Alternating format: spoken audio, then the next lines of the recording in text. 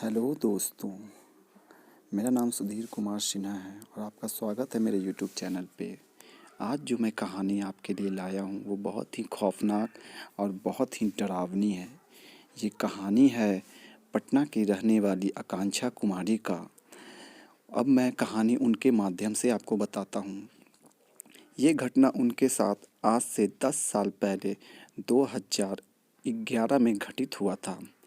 वो बताती हैं कि जब वो हॉस्टल से छुट्टी हुआ था और उसके बाद जब अपने घर गई थीं, उसके बाद वो अपने घर पे अपने मम्मी पापा के साथ रहती थीं। उनका कमरा अकेला था। जब वो अपने घर पे सोती थी तो उनके घर पे उनके रूम में तरह तरह की आवाज़ें आती थीं, मगर वो इस पे ध्यान नहीं देती थी। एक दिन की बात है, एक दिन उनकी घर की खिड़की खुली हुई थी और वो आवाज़ें बहुत तेज़ आ रही थी। उन्होंने सोचा खिड़की क्यों ना उठ के बंद किया जाए। जब वो उठ के अपनी खिड़की को बंद करने गई तो सामने ही उनके खिड़की के एक बरगद का पेड़ था। उन्होंने देखा कि उस बरगद के पेड़ पे कुछ चमक रहा है। पहले तो उन्हें कुछ कोई जानवर लगा कि कोई जानवर बैठा हुआ है, मगर वो उन्होंने उस चीज़ को देखते हुए ये सोचा कि इतनी रात को कौन सा जानवर होगा। तकरीबन 5 मिनट वो चीज़ देखने के बाद वो सोने जाने लगी, मगर जैसे ही वो सोने जाने लगी उन्होंने देखा कि वो जानवर जैसा दिखने वाला कोई चीज़ पेड़ से धीरे धीरे नीचे आ रहा है। उन्होंने देखा कि वो 4 पैरों पे नीचे की ओर आ रहा है। उन्हें तब तक वो जानवर ही लगा, तब तक वो नीचे उन्हें साफ साफ ना दिखने लगा।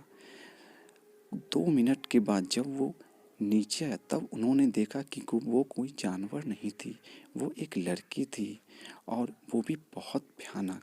वो एक चुड़ैल थी।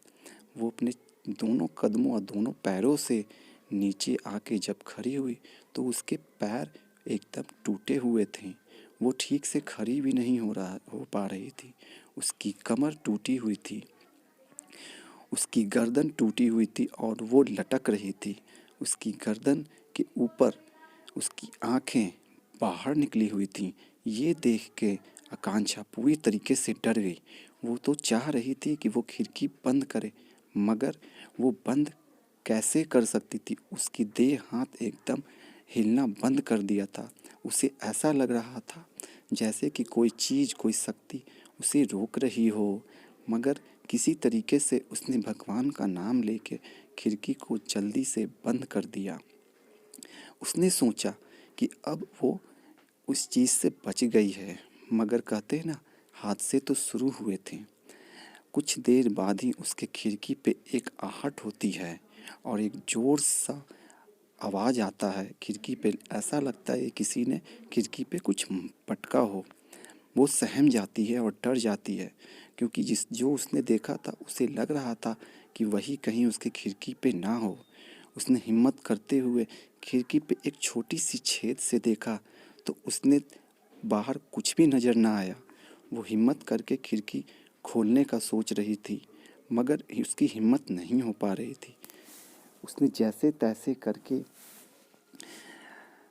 उस रात को काटा। वो बिस्तर पे सो तो गई और सुबह होने के बाद इस बात को अपने घर वालों से बताया तो उसके घर वालों ने बताया कि हाँ, तकरीबन कुछ साल पहले वहाँ पे एक लड़की ने पेड़ से लटक के अपनी जान दे दी थी, जो कि कुंवारी थी। इसलिए आज भी उसकी आत्मा उसी पेड़ पे वास करती है, मगर वो किसी को कोई हानि नहीं पहुँचाती है।